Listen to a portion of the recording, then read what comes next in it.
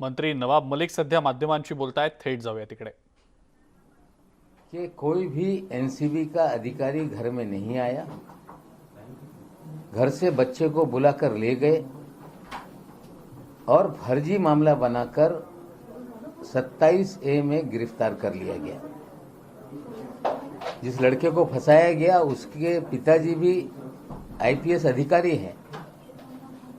पड़ोसी से अनबन हो तो जेल में डालने का खेल जो इनका है, जो फर्जीवाड़ा है, ये खुलने लगा। और एक अधिक जानकारी दे रहा हूं कि जिस लड़की को इन्होंने डिवोर्स दिया था, वानखेड़े को डर लग रहा था कि लड़की हमारे खिलाफ कभी भी खड़ी होगी। उनके चचाजाद भाई को एक पेडलर के जरिए उसके यहाँ पे ड्रग रखवा दिया और राज्य सरकार की एजेंसी जो है एएनसी, उससे उसे गिरफ्तार करवाने का काम किया है। लड़की के घर वालों को डराने की कोशिश की गई कि हमारे खिलाफ बयान दोगे तो पूरे खानदान को ड्रग पेडलर बना के जेल में डाल देंगे।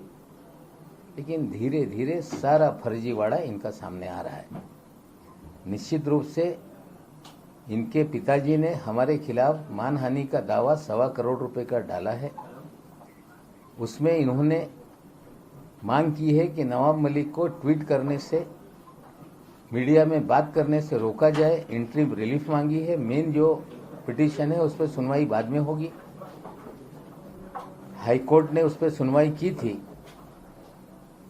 और कुछ हाईकोर्ट के ऑब्जर्वेशन थे कि एक विधायक और पार्टी का जिम्मेदार प्रवक्ता होने के नाते और गहराई से चीजों को देखना चाहिए था। इस ऑब्जर्वेशन के बाद हमने और चीजों को गहराई से देखी। महानगर पालिका के सारे रिकॉर्ड हमने निकाले।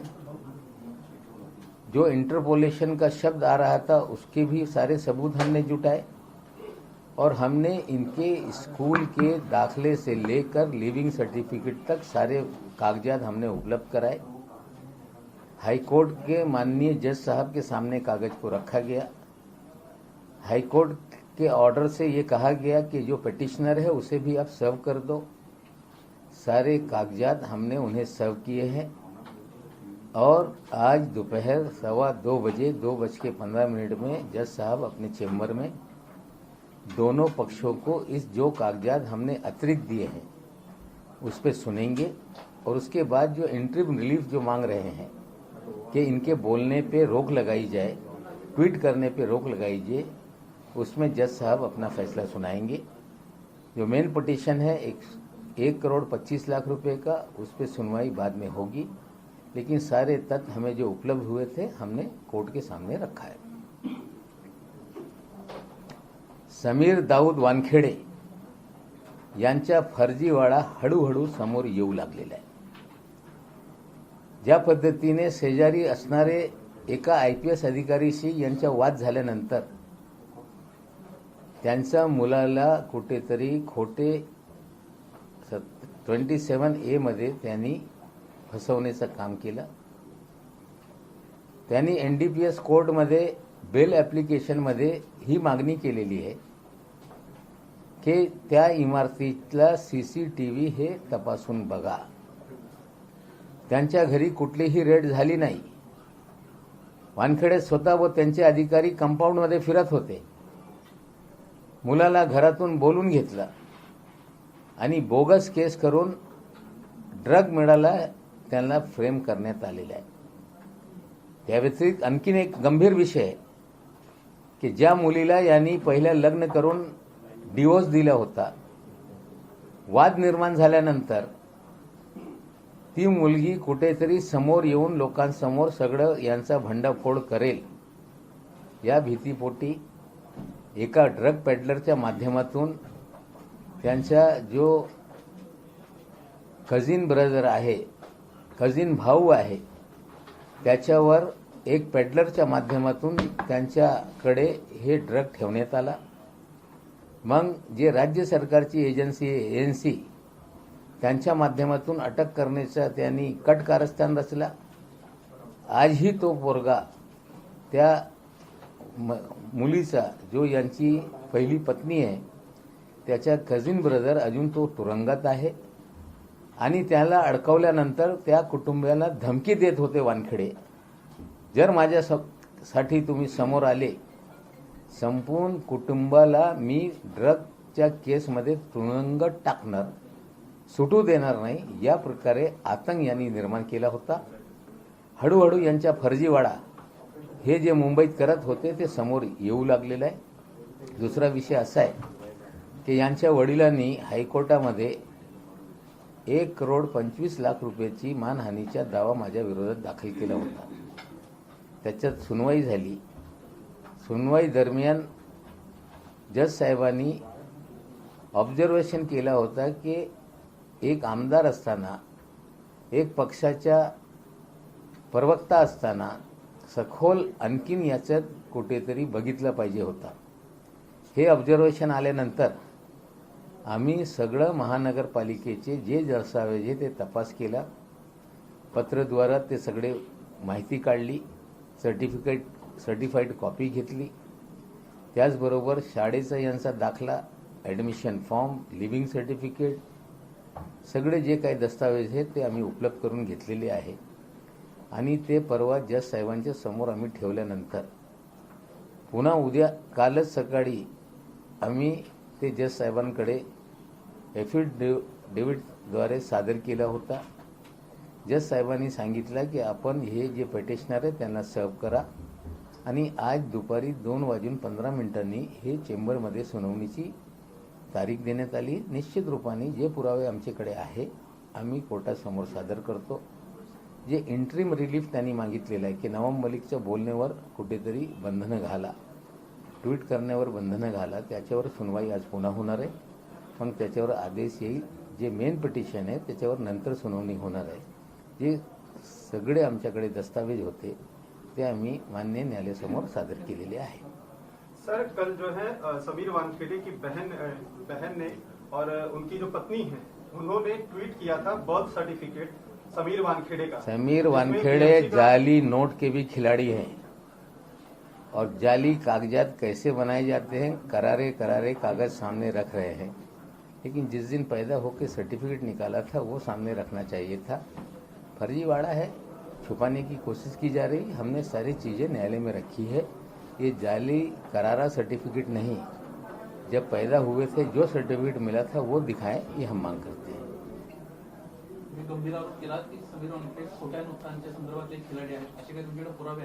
मी आधी सांगितलं होतं की 14,56,00,000 रुपये हे असताना पकडण्यात आले होते. 8 लाख दाखवून कुठेतरी त्या लोकांना मदत करण्याची भूमिका त्यांनी घेतली होती. त्या प्रकरणामध्ये आधीच मी बोललो. आता हे जाली नोट आणि फर्जी वाढत मास्टर आहे. करारा ताजे सर्टिफिकेट दाखवत आहे. जन्म झाल्यानंतर जे सर्टिफिकेट त्यांनी प्राप्त केला होता, कुठलेही व्यक्ती बर्थ सर्टिफिकेट कधीही घाल करत नाही. जे खरं सर्टिफिकेट आहे ते दाखवत नाही. फर्जीवाडा करून जे नवीन कागद तयार केलेले आहे ते कागद दाखवत आहे. आमचं म्हणणं आहे कितीही तुम्ही फर्जीवाडा केलं असेल पण हे सगळे कागद आम्ही कोर्टासमोर ठेवलेलेच आहे. त्याचबरोबर आता यांच्या विरोधात तक्रार झालेली आहे जात पडताळणी समितीकडे. तिथे पण पुरावे सादर होणार आहे आणि त्या अंतर्गत हे बोगस सर्टिफिकेटच्या आधारावर यांनी नोकरी घेतली. यांची नोकरी तर निश्चित रूपाने जाणार आहे. नाही नवबी तुम्ही सांगताय हे प्रमाणपत्र बोगस आहे, पण महापालिकेने दिलेले प्रमाणपत्र जे क्रांती रेडकरांनी ट्विट केलं होतं त्याच्यावर महापालिकेचा शिक्का सुद्धा आहे. तर महापालिकेने खोटं प्रमाणपत्र दिलं का? असं आहे, त्यांनी सगळं कागद खोडाखाड करून 93 साली सगळे दस्तावेज बदलले. तिकडच्या रजिस्टर पण घाल केला. पण यांना कळलं नाही की हे जे सगळे दस्तावेज आहे ते स्कॅन करून महापालिकेचे रेकॉर्डमध्ये आहे. त्याच्या बाबतीत आता सगळे दस्तावेज मी कोर्टासमोर दिलेले आहे. जे खोडाखाड करून नवीन रेकॉर्ड तयार केलं आहे, ज्याच्या आधारावर सगळं आजपर्यंत क्लेम करताय, त्याच्या आधारावर आज जे उपलब्ध कम्प्युटराइज डॉक्युमेंट आहे कोणी जाऊन काढू शकताय ते काढताय आणि ते क्लेम करताय. हे खरा आमचा दाखला. खरा दाखला जेव्हा जन्माला आले तेव्हाचा दाखला दाखवत नाही. कारण तिथूनच फर्जीवाडा सुरू झालेला आहे. सर, बर्थ सर्टिफिकेट जो है बीएमसी की तरफ से जारी किया गया है, आप उसको फर्जी सर्टिफिकेट बता रहे हैं, तो क्या बीएमसी के लोग भी इस पूरे जो मामला है उसमें भी शामिल हैं, ऐसा आपको लगता है? आज नहीं, इसका पंचनामा बाद में करेंगे. फर्जीवाड़ा है, कोर्ट के सामने कागजात रखा है. निश्चित रूप से कोर्ट के सामने जो एंट्री रिलीफ है हमारे बोलने पर रोक लगाने के लिए, लेकिन जो फर्जीवाड़ा है ये जो हमारी वैलिडिटी कमेटी है उसके सामने कंप्लेंट हुई है. सारे दस्तावेज रखेंगे. इन्होंने फर्जी सर्टिफिकेट बनाया, निश्चित रूप से सुनाई होगी, उन्हें भी बुलाया जाएगा और फर्जीवाड़ा ये साबित होगा, नौकरी जाएगी. नवकी जात प्रमाणपत्र पडताळणी जी समिती आहे वाशिमची, त्यांनी असं म्हणजे याचिकाकर्त्यांना असं म्हटलेलं आहे की समीर वानखेडेंच्या वडिलांनी मुस्लिम धर्म स्वीकारल्याची कागदपत्र पण त्यांना प्राप्त झालेली, तसं जात पडताळणी समिती असं म्हणते. मग याचा पण आधार घेणार आहात का तुम्ही? नाही, तिकडची माहिती मला नाही. समीर वानखेडे यांचं सर्टिफिकेट हे मुंबईमधून 95 साली हे कुठेतरी इश्यू करण्यात आला होता. त्याच्या आधारावर तक्रार झालेली आहे. ते जी सर्टिफिकेट काढण्यात आला ते बोगस कागदाच्या आधारावर काढण्यात आलेलं आहे. पडताळणी समितीसमोर हे युक्तिवाद होईल. सर, मुंबई पोलीस पण या जात पडताळणीचा सखोल तपास करत आहे. स्पेशल एसआयटी टीम त्यामध्ये नेमण्यात आलेली आहे. असं आहे की जेव्हा मी बोलायला सुरुवात केलं तेव्हा अरुण हलदरजी यांना जाऊन ते भेटले. वानखेडे दिल्लीमध्ये त्यांनी बाईट दिली की मी कागदपत्र तपासला आणि हे सगळं खरं आहे, त्यांनी कधीही धर्मांतर केलेलं नाही. नंतर दुसऱ्या दिवशी घरी आले, कागद अलट पलट करून मीडियाला त्यांनी व्हिडिओ रिलीज केला, तेव्हा त्यांनी सर्टिफाय केलं. नंतर त्यांना अधिकार नसताना सापला साहेबाकडे वानखेडे गेले आणि त्यांनी तक्रार दाखल केली की मी मागासवर्गीय अधिकारी असताना मला त्रास देत आहे, लोक माझ्यावर बोट ठेवत आहे की मी फर्जी मागासवर्गीय आहे. सापला साहेबांनी राज्य सरकारचे डीजीपीला एक पत्र पाठवलं की हे नवाब मलिक जे आरोप करताय याच्यात रिपोर्ट तुम्ही सादर करा. त्या रिपोर्ट तयार करत असताना महानगरपालिका ती महिला ज्याच्याशी यांचे लग्न झालं होता, शाळेचे दाखले हे पोलीसवाले पण शोधताय.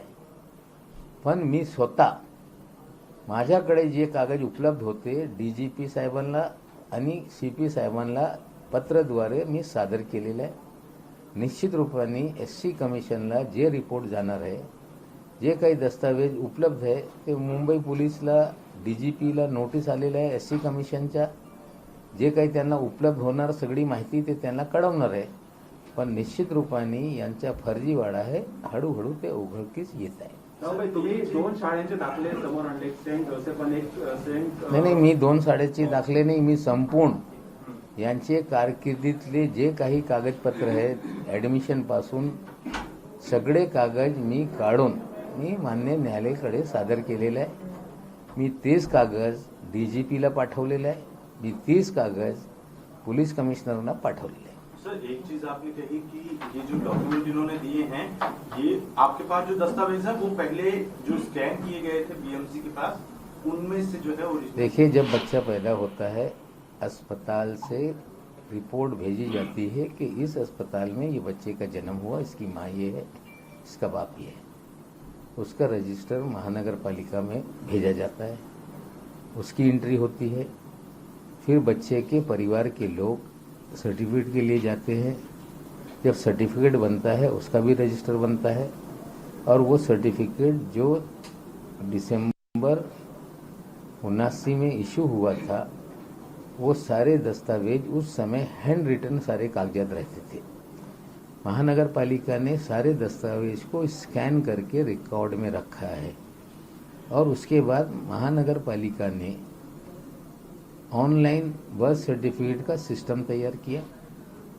नए सिस्टम में धर्म का कॉलम खत्म हो गया है, लेकिन रजिस्टर में धर्म लिखा जाता है और पुराने जो सर्टिफिकेट इशू होते थे वो हैंड रिटन एक लाइट ग्रीन कलर सी ग्रीन कागज पे इशू होता था. सभी लोगों को वो इशू हुआ है. उस समय जब तक कंप्यूटराइज सिस्टम नहीं था, वो सारे दस्तावेज महानगर पालिका के जो भी स्कैन आर्काइव है उसमें सेव है. हमने सारे कागजात वहाँ से निकाले कब टेम्पर किया गया, कैसे बदला गया, आज मैं उस पर बात नहीं करूंगा, कोर्ट में मामला है।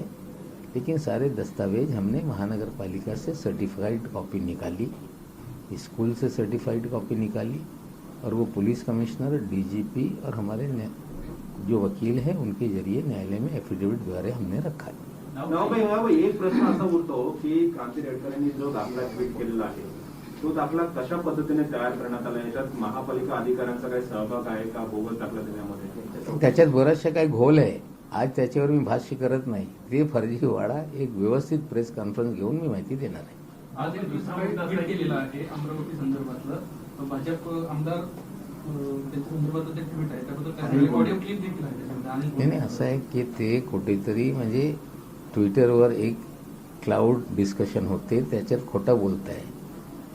कुठल्या पद्धतीने भाजपची लोक खोटारडे आहे, त्या क्लाउड डिस्कशनमध्ये सगळं जे उपलब्ध झालेलं आहे त्याच्या आधारावर ते क्लाउड डिस्कशनची क्लिप आणि माझे मत त्याच्यात मी लिहिलेलं आहे।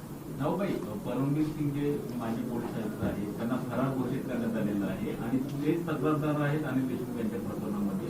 तर आता तक्रारदार जर फरार असेल तर या प्रकरणाची चौकशी व्हावी का? नाही, बघा, स्पष्टपणे आमचं मत आहे की अनिल देशमुख साहेबांना हे ज्या पद्धतीने वाजे आणि परमवीरनी या मुंबईमध्ये खंडणीचा धंदा सुरू केला होता किंवा एंटॅलिया समोर बम प्लॅन करून जे काही घडून आणला, ती लोक सरकारला कुठेतरी अंधारात ठेवून हे सगळे करत होते। विधानसभेमध्ये जेव्हा प्रश्न आला तेव्हा पण कमिशनरनी गृहमंत्र्यांना, मुख्यमंत्र्यांना मिसगाईड केला। जेव्हा सगळी माहिती समोर आल्यानंतर यांचा बदली करण्याचा निर्णय झाल्यानंतर त्यांना वाटू लागला की कुठेतरी इन्क्वायरी पुढे गेली तर आम्हाला अटक होणार आहे। मग काही भाजपचे मदतीने अनिल देशमुख साहेबांच्या विरोधात मेलद्वारे तक्रार करण्यात आली। हे झाल्यानंतर काही वकील सीबीआयच्या माध्यमातून करा, असा एफआयआर करा, अशी भूमिका तो लोकांनी घेतली। मग सीबीआयनी त्याचा एफआयआर दाखल करून घेतला दिल्लीमध्ये आणि एफआयआर दाखल झाल्यानंतर अनिल देशमुख साहेबांना अडचणीत आणण्याचा राजकीय डाव झालेला आहे। म्हणजे यंत्रणेचा दुरुपयोग करून जे अधिकारी भ्रष्ट आहे, ज्यांच्या विरोधात गुन्हा दाखल झालेला आहे, त्यांनी आरोप केल्यानंतर त्यांना अटक झालेली आहे।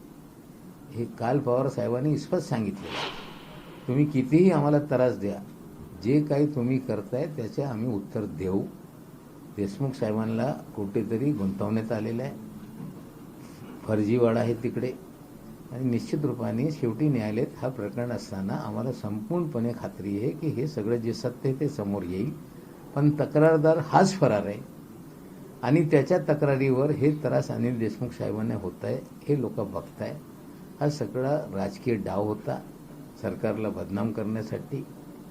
अनिल देशमुख साहेबांना अडचणीत आणण्यात आला आणि आज नाही उद्या याच्यातली सत्यता जी आहे ते कोर्टाच्या समोर येईल। भाई, लेकिन जैसे परमवीर सिंह की जो एप्लीकेशन थी उसके ऊपर ये जांच जो है बिठाई नहीं गई है। ये जयश्री पाटिल परमवीर की ही कंप्लेंट पे जयश्री पाटिल ने इसको पुलिस स्टेशन में कंप्लेंट की थी। जो सारी गैंग है, जो जयश्री पाटिल हो और उनके और कोई साथी हो, देवेंद्र फडणवीस हो, ये बहुत सारे मामले में ये गैंग अलग अलग मामलों में सामने है। एक सोची समझी साजिश के तहत अनिल देशमुख जी को परेशान किया गया है, उन्हें फंसाया गया है, सरकारी एजेंसी का दुरुपयोग हुआ है, राजनीतिक उद्देश्य से राजनीतिक दलों के द्वारा ये सारा खेल किया गया है। लेकिन इसका हिसाब किताब किया जाएगा। सर, ये आपने जो गैंग बताई है, कौन कौन ठीक है, किरदार है? सारे गैंग के किरदार अन्य केसों में देखेंगे तो चेहरे सामने आ जाएंगे। सर, परमवीर को कोर्ट जिस तरह से भगौड़ा है, ढूंढेंगे हम, महाराष्ट्र में होगा तो तुरंत पकड़ेंगे। लेकिन हम अमित शाह जी से, केंद्रीय गृह मंत्रालय से मांग करते हैं कि तत्काल भगौड़ा कमिश्नर है जिसे कोर्ट ने भगौड़ा घोषित किया, आप ढूंढे और हमारे सुपुर्द करें। सर, आपने एक अभी आरोप लगाया समीर वानखेड़े की जो पहली पत्नी थी, उनके भाई को ड्रग्स प्लांट करके फंसाने की धमकी दी गई। जब भी आपने ये धमकी नहीं दिया गया, उन्हें फ्रेम किया गया है। आज नहीं कल वो सारा फर्जीवाड़ा भी सामने आएगा। एक अलग सवाल है, सर, सलमान खान को लेकर राज्य सरकार ने, हेल्थ डिपार्टमेंट ने फैसला लिया है मुस्लिम समुदाय में जागरूकता के लिए इसे चुनाव से जुड़ा जा रहा है। पूछा जा रहा है सलमान खान ही क्यों, हो सकते हैं दूसरे एक्टर्स भी हो सकते हैं और आ जाएं, सभी एक्टर वीडियो बना के करें, उनका भी इस्तेमाल करने के लिए सरकार तैयार है। Thank you.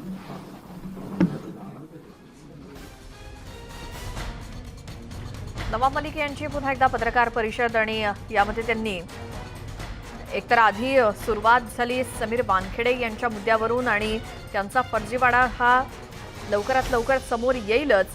समीर वानखेडेंकडून जी काही लपवाछपवी सुरू आहे आणि त्यामुळे त्यांची नोकरी सुद्धा जाईल असं नवाब मलिकांचं म्हणणं आहे। जे काही जन्म दाखला किंवा जे बोगस सर्टिफिकेट दाखवण्यात आलं, ज्या आधारे नोकरी मिळवली, हे पूर्णपणे बेकायदेशीर होतं। सगळे पुरावे कोर्टामध्ये आम्ही सादर केलेले आहेत।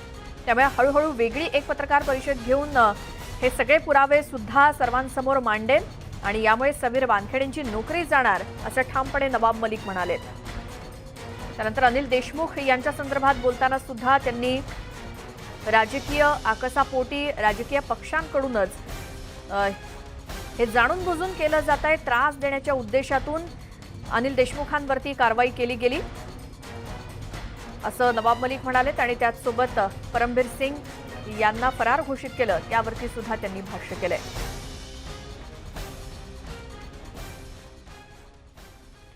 तर समीर वानखेडेंच्या जात प्रमाणपत्रावरून सुरू असलेला वाद अद्यापही काही शमलेला नाही आणि समीर वानखेडे यांचं जन्मतारीख प्रमाणपत्र समोर आलंय। त्यांची जन्मतारीख 14 डिसेंबर 1979 आहे।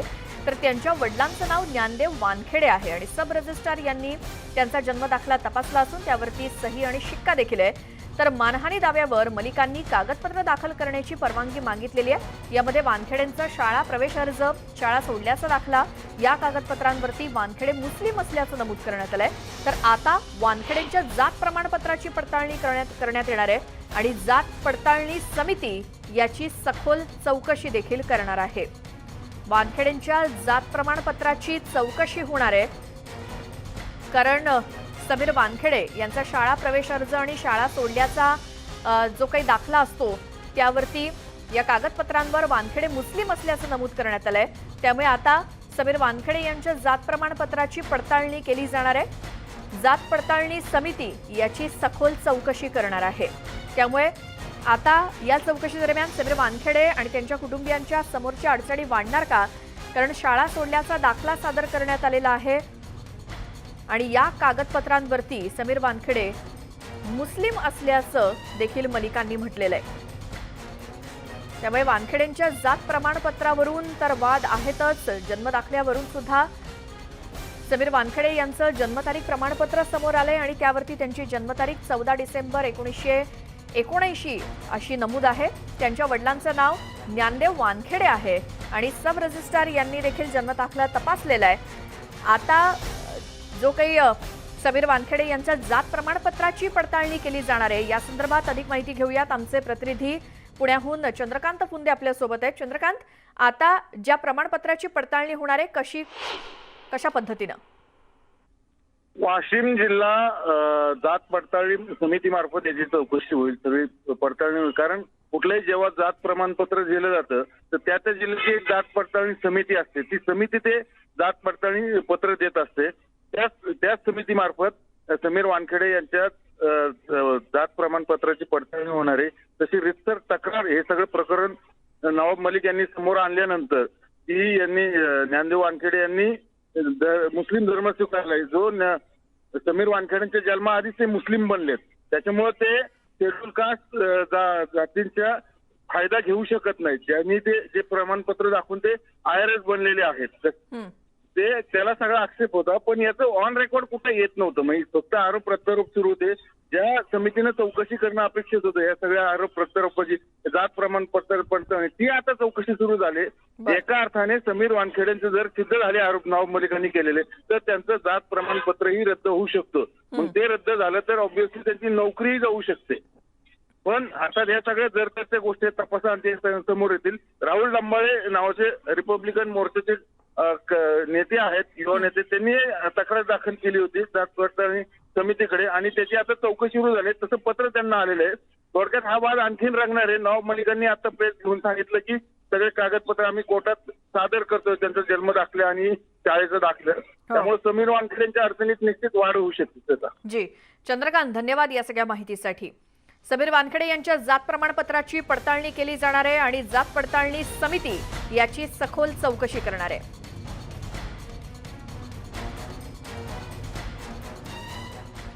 ब्रेकनंतर बुलेटिनमध्ये तुमचं स्वागत आणि पुढची बातमी आहे समीर वानखेडेंवरती होणारे आरोप काही थांबायचं नाव घेत नाहीयेत. एनसीबीच्या जुन्या ड्रग्ज प्रकरणातील आरोपी जैद राणानं समीर वानखेडेंवरती गंभीर आरोप केलेत. वैयक्तिक कारणातून वानखेडेंनी खोटी केस बनवल्याचा आरोप जैद राणानं केलाय. तसंच जैद राणानं वानखेडेंविरोधात एनडीपीएस कोर्टामध्ये अर्ज देखील केलाय. त्यामुळे शनिवारी या अर्जावरती एनसीबी उत्तर फाईल करणार आहे.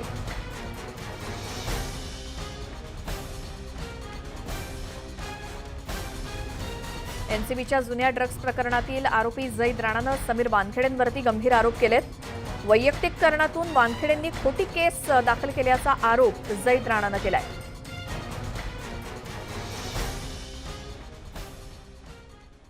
तर या संपूर्ण प्रकरणाचे अपडेट आपण घेत राहूच. मात्र तुर्तास वेळ झाली आहे. या बुलेटिनमध्ये इथेच थांबण्याची. अपडेटसाठी पाहत राहा न्यूज 18 लोकमत.